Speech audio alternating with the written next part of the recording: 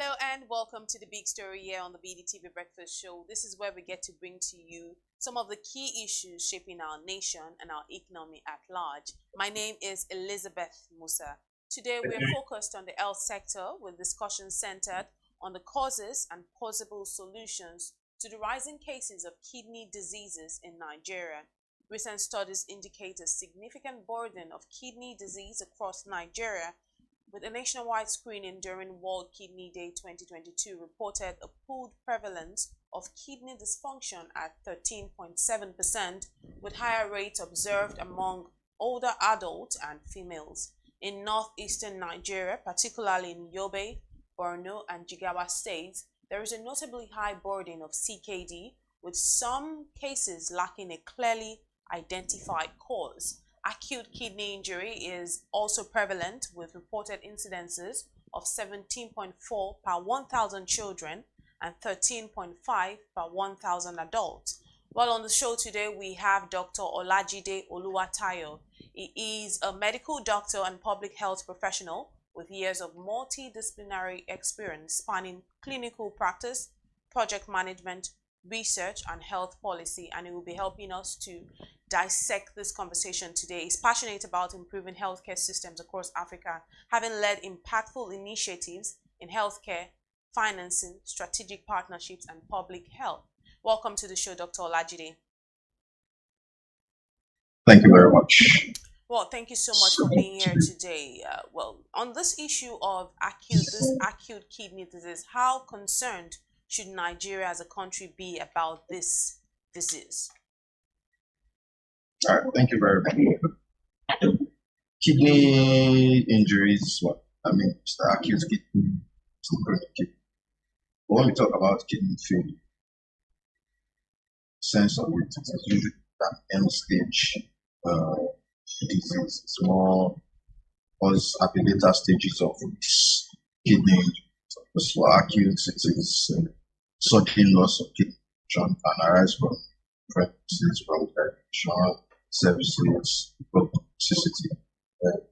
Chronic kidney progress over months or even years sometimes, and eventually progress to end stage, in most cases to end stage renal disease. Common causes in Nigeria. I want to emphasize on two major things. I talked about the increasing causes of acute kidney injuries stemming from prolonged use of herbal remedies and drug toxicities within Nigeria.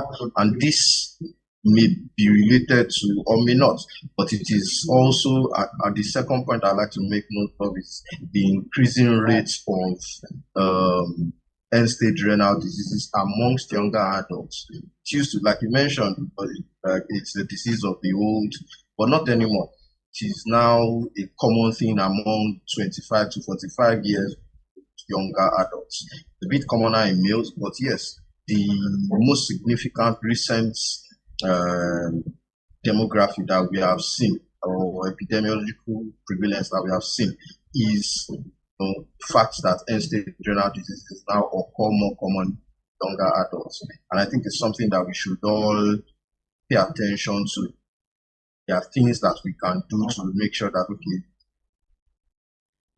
make it easier for ourselves, or less easy. It make it more difficult to get these acute kidney injuries. And they are just being taking note of important preventive strategies, from early screening for high risk groups like people, young adults who have parents or have family history of diabetes or hypertension. Don't wait, don't assume that till I get old or till I get nothing else. Start to check early. No, because most of the time untreated hypertension is one of the major causes of acute kidney injuries or chronic kidney injuries, as the case may be. Also important things that we always talk about and we flow regularly, but not everyone takes it as important as they should. Lifestyle modifications or changes like diets, paying attention to what you eat, doing regular exercises, reducing salt intake, reducing alcohol intake, and there needs to be very important regulation. In fact, mostly public education. There needs to be education for people, Nigerians, on the risks of taking herbal medications. Most of the herbal medications you take, you are not aware of what's inside. People just buy them off the heads of people who don't know better, and they use it for long periods of time.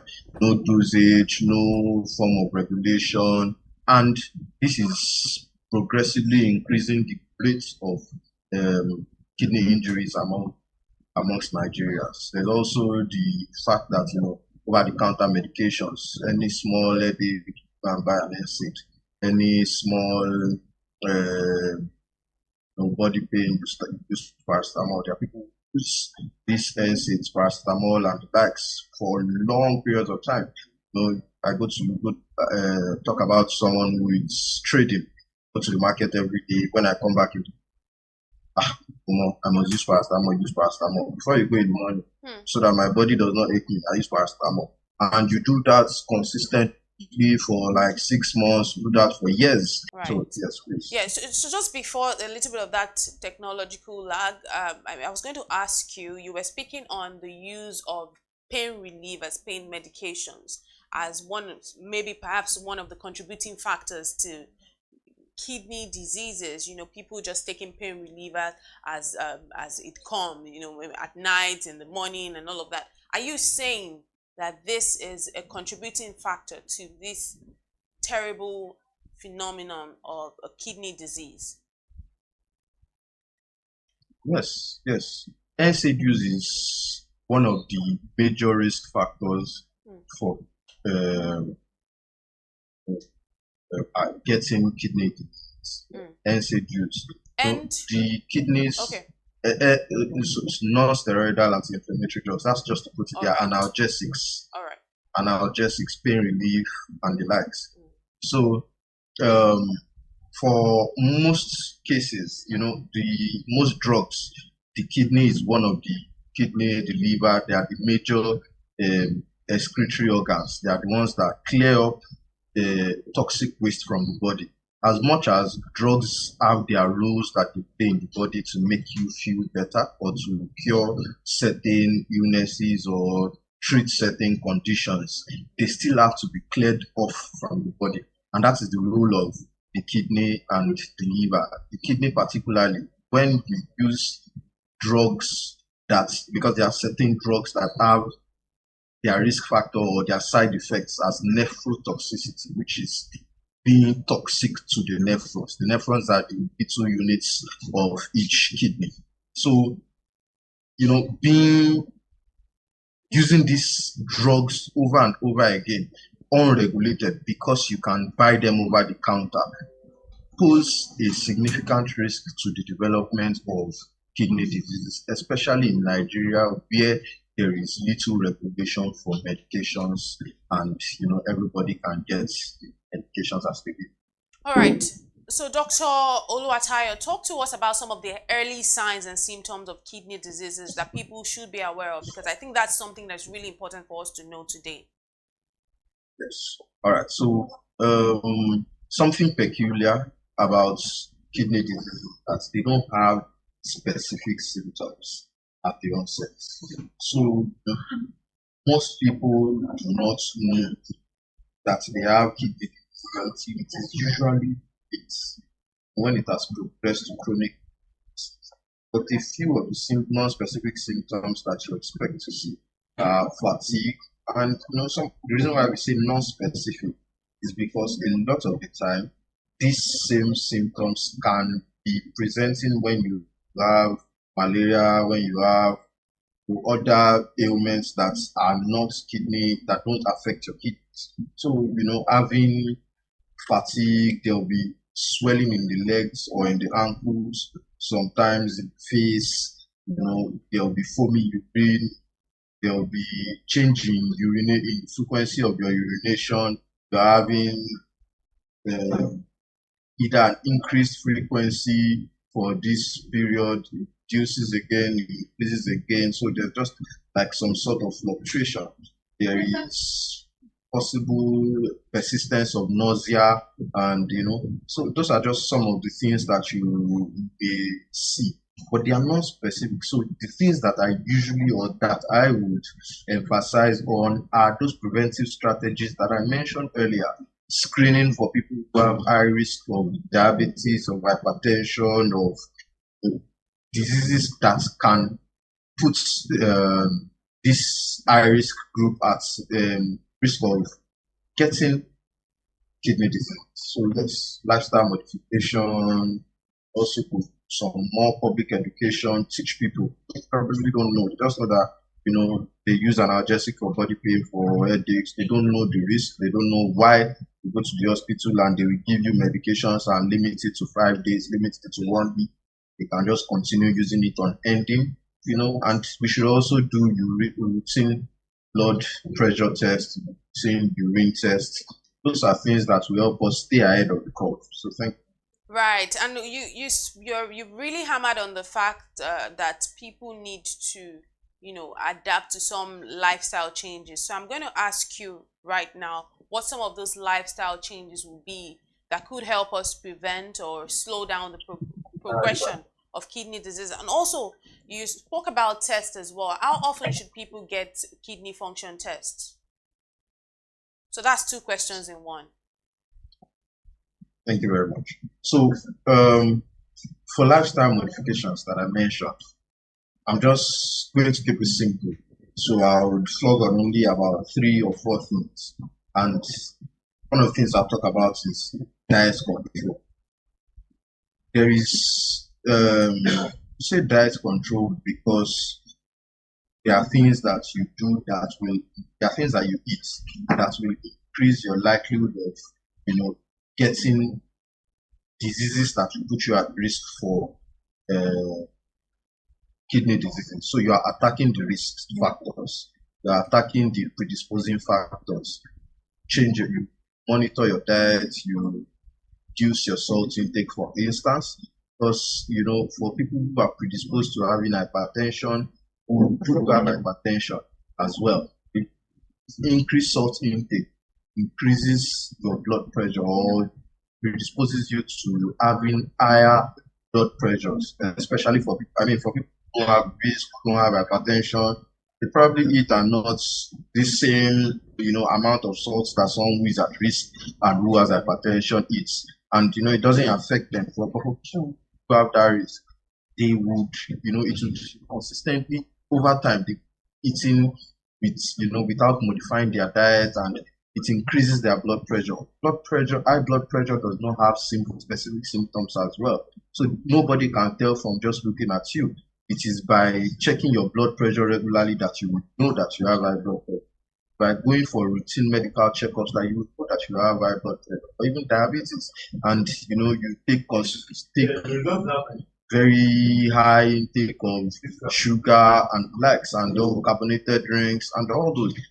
When you have diabetes or are predisposed to diabetes, but you don't know that you have, so you've never checked. And these things don't have specific symptoms.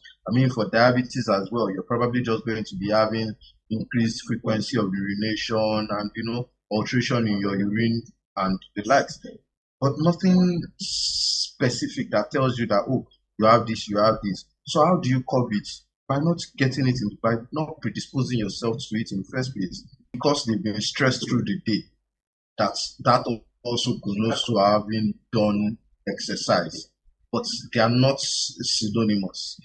You should be particular about your exercise routine. And we're not talking about lifting weights and doing any extravagant exercise. The cardio, just you take walks regularly, you jog regularly, like pick the things that work for you, but you stay fit, you do regular exercises. Also, common things, reduce alcohol intake. The things that is another thing that puts the burden on the kidney, because the kidney is involved in clearing as well some of this, like we said, clearing toxic waste from the body. So the kidney is involved. So you reduce your alcohol intake for those who are chronic alcohol takers, even those who take it occasionally, to something to, lifestyle modification that will help, that does not harm anything, to reduce your alcohol intake. And also herbal medications. lot of we are Nigerians. A lot of people use herbal medications, but the important thing that we should note is that this is associated with increasing risk of kidney diseases. So even if you want to engage, reduce it drastically, such that it reduces your risk of developing. All right. So you did mention earlier, you talked about making use of over-the-counter drugs as also maybe perhaps one of the things that could lead to kidney diseases. But in a country like Nigeria, let's put over-the-counter drugs aside as well. What are some other common causes of kidney diseases? Well, there are things that predispose to kidney disease, but the reason why I focused on this important aspects is because a lot of the rest are not as common as we see. But other than that, in Nigeria especially, we have hypertension still remains the most common cause. We have diabetes as well. There is glomerulonephritis, which is in a way to put inflammation of the small units of the kidney, and this occurs mostly in children. This occurs mostly in children or in younger patients. There is also prolonged use of, like I said, herbal remedies, NSAIDs. Infections as well can lead to kidney diseases such as hepatitis, that's the infections of the liver that cause inflammation of hepatitis B, hepatitis C. We encourage people to get vaccines and check their status as well. The HIV as well is a common infection that can lead to glomerulonephritis, like diseases of the units of the kidneys. So, and eventually lead to failure of that of the kidney.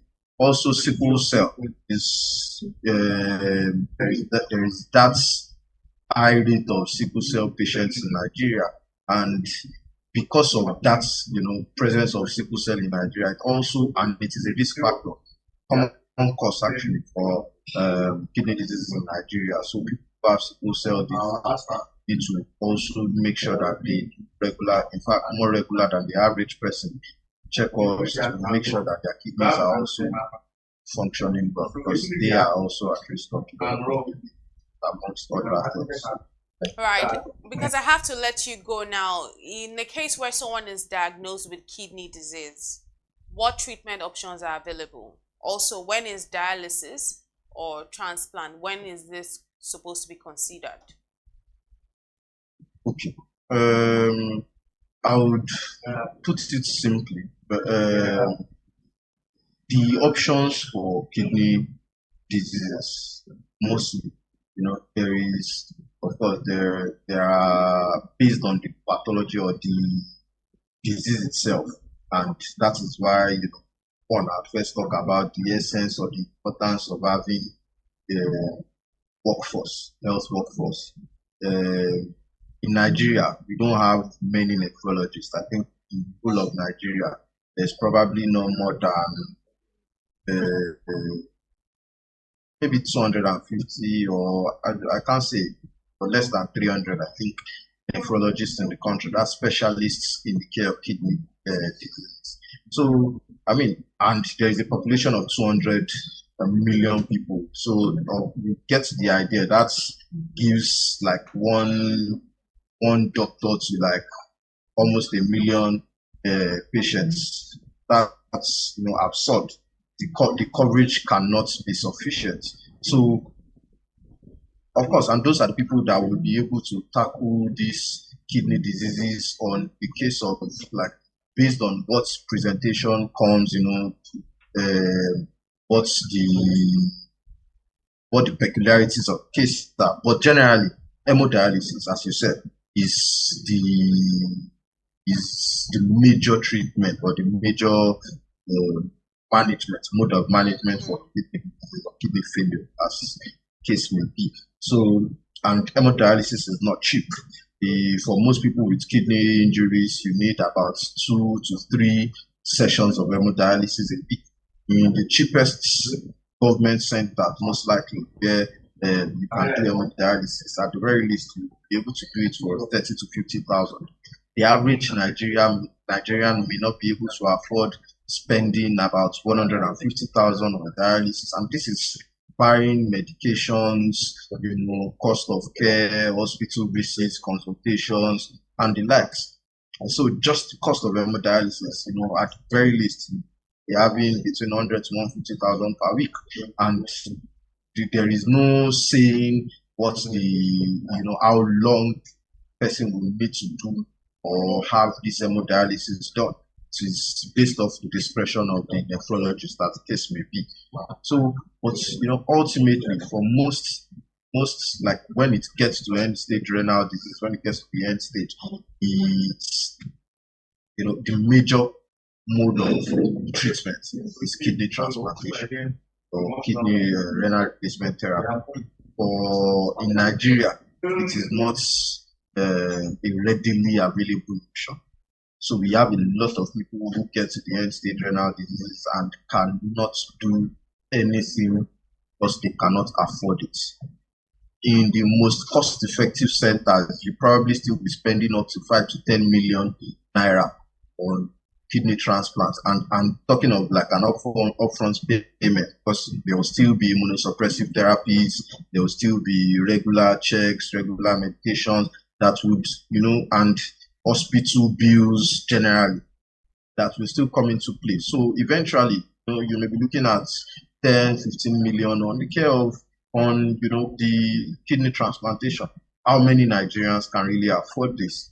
And only like about less than 10% of Nigerians can even afford just to do long-term dialysis when they have this chronic kidney diseases. So, which is why for me and a lot of